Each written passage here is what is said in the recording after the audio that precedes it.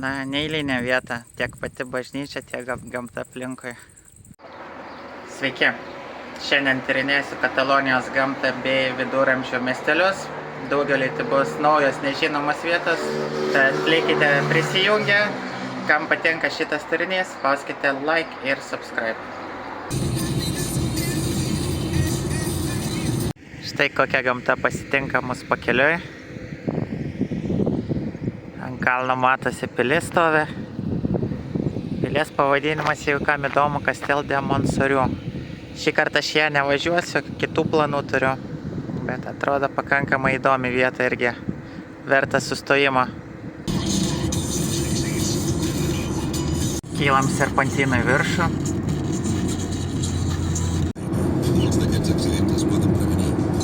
Atvykau į Vik ar Vic miestelį, nežinau kaip tiksliai tarėsi. Senovinis miestas ir einu dabar į miesto centrą, ten turi būti turizmo informacija. Tai bandysiu ją atrasti, kad būtų tiesiog lengviau orientuotis, gal gausiu žemėlapį, papasakos apie pagrindinės vietas, ką verta pamatyti. Panašu, kad artėjame prie miesto centro. Turėtų prasidėti senamiesčio gatvelės. Papuoliau į pagrindinę aikštę Plaza de Mayor ir čia kažkas vyksta, kažkoks renginys. Einam pažiūrėsim.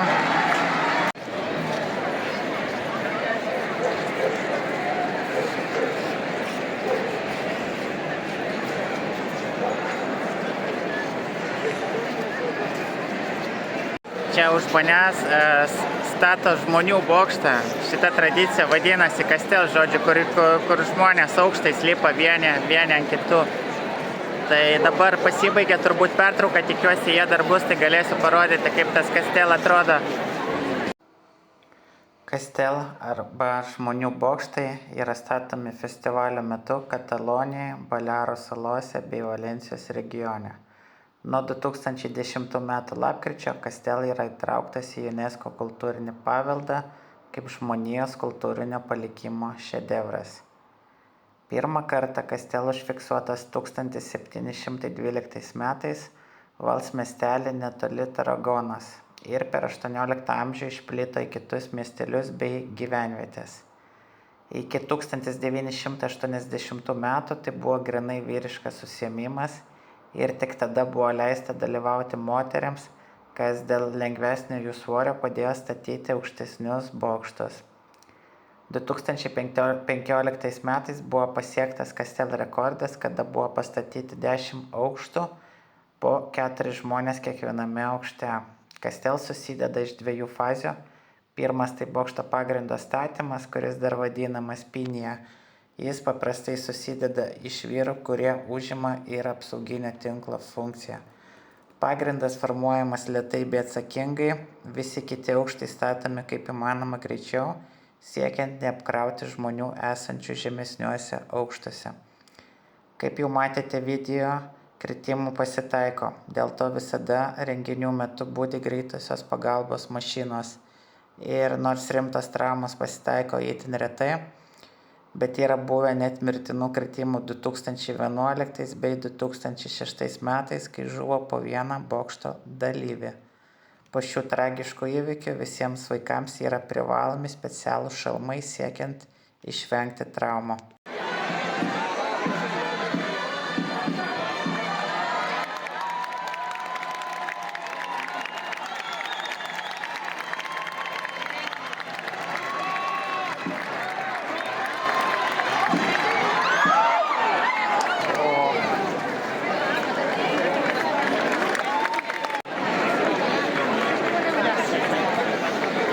Įdomus labai renginys, kurį matau pirmą kartą, kiek 7 gal aukštus žmonių padarė. Ir matėsi, kad ant galo kai kuriem tikrai buvo jau sudėtinga stovėti, nes turbūt spaudimas buvo didelis, svoris didelis. Ir po to, kai krito, tai manau, ten ir skausminga galėjo būti. Na, įdomi pramoga, kaip bebūtų, ypatingai pirmą kartą žiūrint.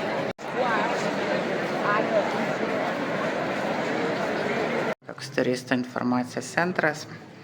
Gavau informacijos apie miestą anglų kalba. Maloni moteris aptarnavo.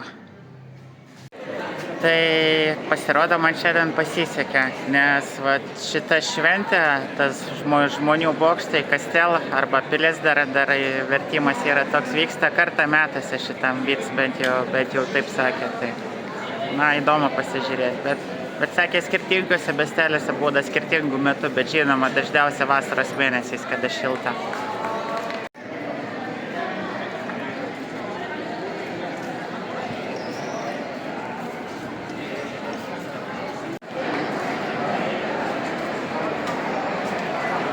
Čia matosi skirtingas komandas pagal aprangas, tai ten video buvo berods oranžiniai, mačiau ir žalių, ir mėlynų yra, tai jie čia turbūt varžosi, kas aukštesnį bokštą pastatys ar kas greičiau. Nežinau pagal kokias taisyklės, bet kažkokios kaip varžybos atrodo vyksta iš skirtingų komandų. Tai šita pagrindinė aikštė yra turgaus aikštė. Anksčiau čia vykdavo tik tai turgus patviru dangumi ir 12 bei 13 amžiai pradėjo statytis pastatai čia aplinkui aikštę. Mėlynųjų komandai kol kas atrodo, kad geriau sekasi nei prieš tai buvusiai.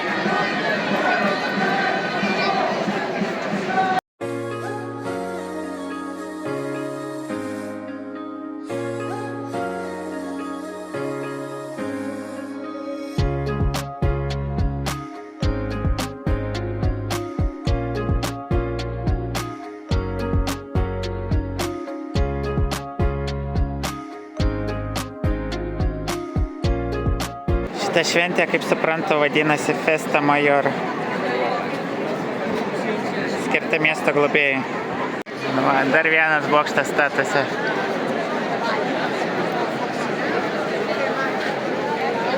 Jau čia tiem, kas antram aukšte, yra sudėtingiausia, nes po to didžiausias svoris krenta.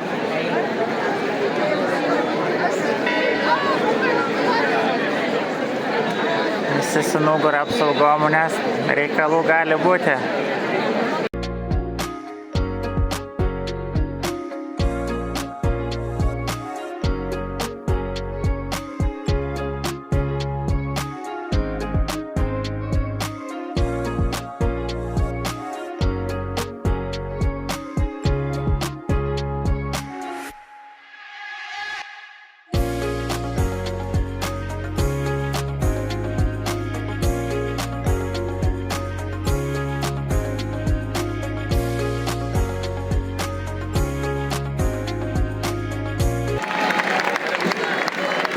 Turbūt apie 100 žmonių laiko juos visus apačioje.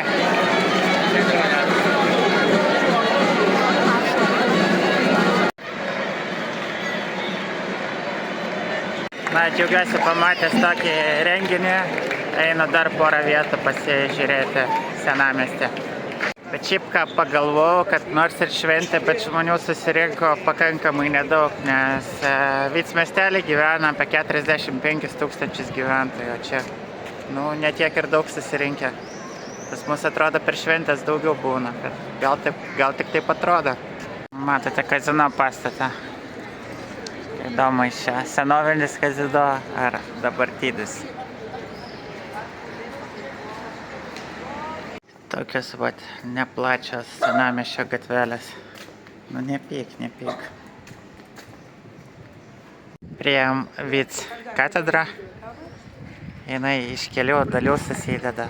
Tai ten matote tą bokštą, kuris yra 11 amžiaus. Vienintelis likęs elementas iš tų senesnių laikų.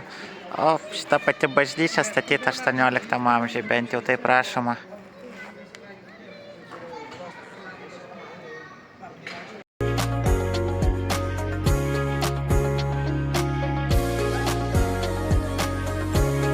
Priešais katedrą toks kaip pasakų namelis atrodo.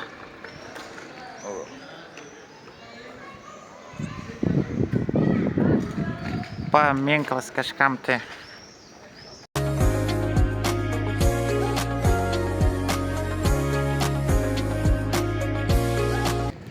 Netrukus prieisime romėnų šventyklą.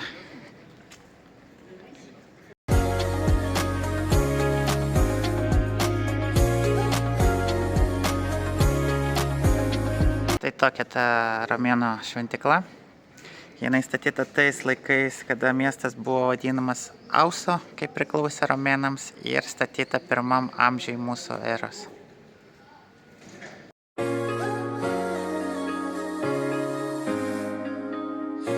Ramybė tokia, vaikštant po senamiestį, žmonių mažai, tylu, ramu.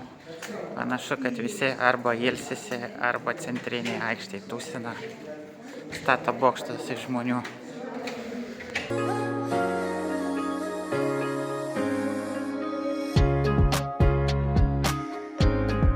Na ką, aš judėsiu toliau, Vicmiestukas gražus pasirodė, bet neskirčiau jam daugiau nei poros valandų ir aplankyčiau tik tai tokiu atveju, jeigu dar kažkur pakeliui važiuojant. Specialiai jį važiuoti kaip pagrindinį kelionės tikslą nesirinkčiau tikrai. Gražus, bet ne ant tiek gražus visgi.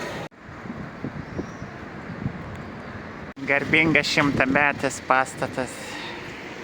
Prieš palikdamas Vicą užsukau šiek tiek pasistiprinti. Pasiėmiau sumuštinį ir kavos.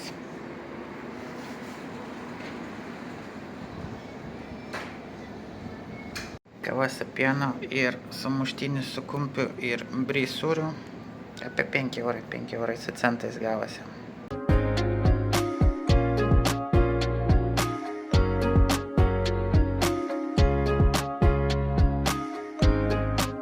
Va, kaip atrodo žemėlapį kelias į sekančią vietą.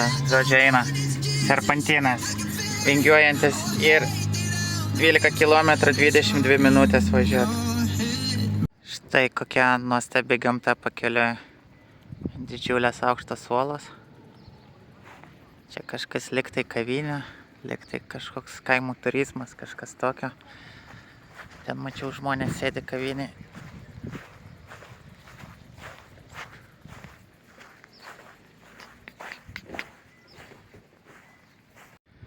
Privažiavau užtvanką, kuri vadinasi Sau užtvanka arba Sau rezervuaras. Žemėlapį štai taip atrodo ta užtvanka. Čia va tavo užtvanka, kurią mes matėme. Upė Ter vadinasi, kuri užtvenkta.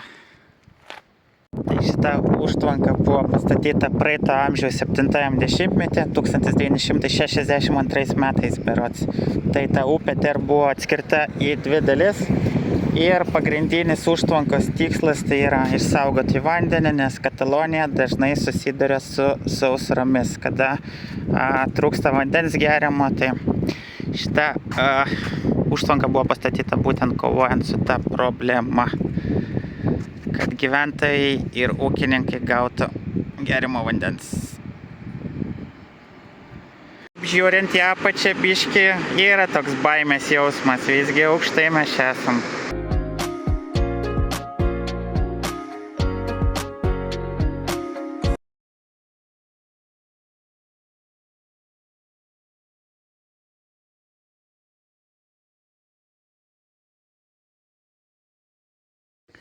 Čia prie rezervuaro tokia kaip pikniko vieta.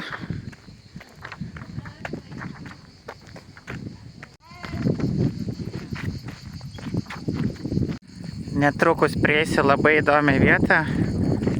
Šventosios Romos bažnyčia, kuri yra vandenyje. Tai kai šitą užtvanką darė, apsėmė apleistą miestelį ir šitą bažnyčią 1962 metais. Beje, rezervuaras pagrinde tenkina Barselonos gyventojų vandens poreikius.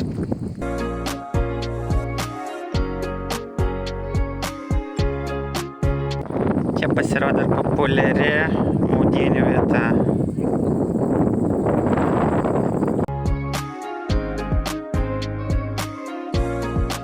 Gamta tiesiog magiška čia. Vieni kalnai tokie žali, medžiais apaugę. Kiti labiau olėti. Kraštovaizdžio įvairovė įspūdinga. Nežinau, ar girdisi, bet turime Svirplių simfoniją. Koncertas prasidėjęs. Rezervuare vandens lygis kaitaliojasi, kyla ir leidžiasi. Teko matyti internete nuotraukas, kur bokštą, tik tai stogas, galima sakyti, matosi. Visa likusi dalis bažnyčios apsemta. Ir teko skaityti, kad būna ir sausresnių momentų, kada tiesiog galima nueiti iki bažnyčios, kai vandens lygis nusileidžia. Šį kartą, manau, mums pasisekė. Bažnyčia labai gerai matosi, visas bokštas, kita likusi dalis.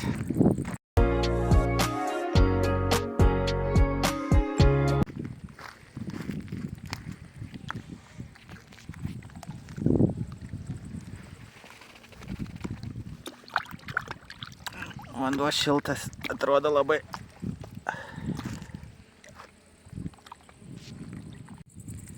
Na, neeilinė vieta, tiek pati bažnyčia, tiek gamta aplinkui. Labai gražios apylinkės, labai graži aplamai geografinė padėtis, todėl visiems rekomenduočiau atvažiuoti, kas turės galimybę. Čia dar yra visokių pažintinių takų, bet kadangi šiandien pas mane laiko trūkumas ir susiplanavęs dar visokių hikingų aplinkui, tai važiuosiu toliau, bet čia jau reiktų skirti daugiau laiko, turbūt gerą pusdienį, gal net ir šiek tiek ilgiau tada pasivaikščioti aplinkui. Mačiau įvairių yra pažintinių takų. Parkingė duoda žemėlapį, ten jie maždaug nuo valandos iki 3, sakykime, ilgumo plius minus.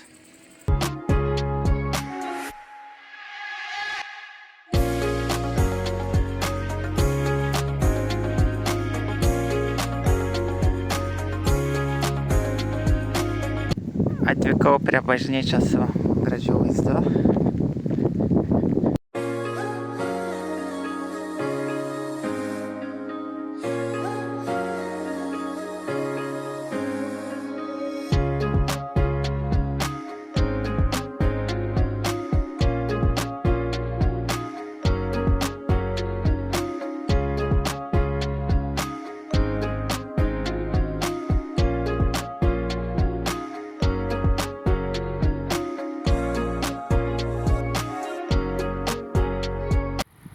Štai kokį kanjoną turime ir girdžiu krioklę, apačioje yra krioklys.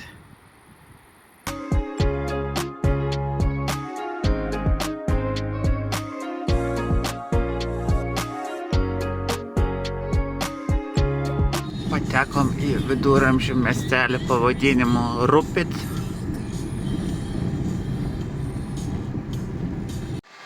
Štai toks va tas Rupitas. Namai apsupti olų, kalnų, apaugusių miškais, seni namai vienodos stiliaus. Tai šitas Rupitas yra nedidelis kaimelis, visgi gyventojų turi apie 300, 279 ar kiek ten rašo internete, žodžiu, labai nedidelis.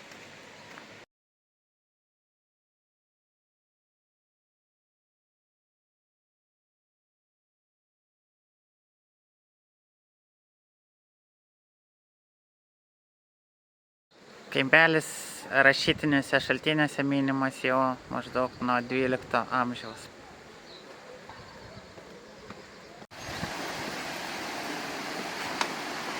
Smagu man visada tokiais tiltais eiti, ne visai stabiliais. Viskas saugiai atrodo, trosai stiprus, baimės nulis.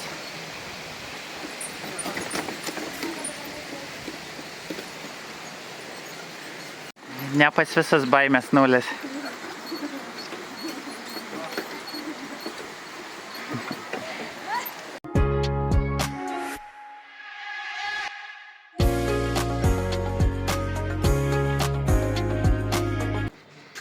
Nu, labai simpatiškas kaimelis.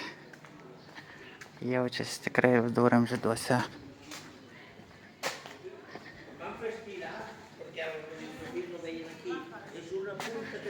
Matosi kažkokia tai bažnyčia, katedra, rotušė, kas ten.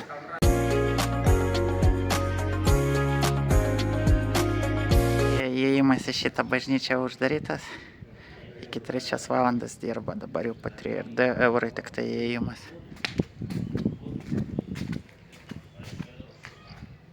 O kaip stovi namai ir kaiminystėje uolos. Ir vėl namai. Draugauja tarpusavyje.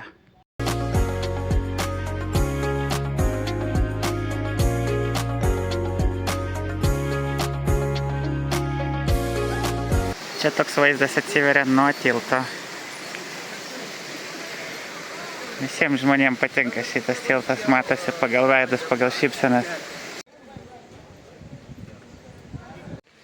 Labai gražus kaimelis, puikiai tiks kokią valandą iki 1:30 pasivaikščioti. Va tokią turim panoramą. Ten yra rezervuaras, matosi. Čia va.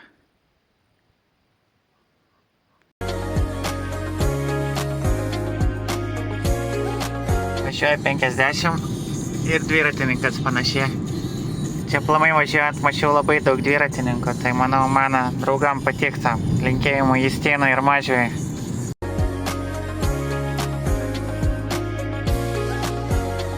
Tai ačiū, kad žiūrėjot. Spauskit like, subscribe. Jeigu yra klausimų, rašykit komentarus. Iki.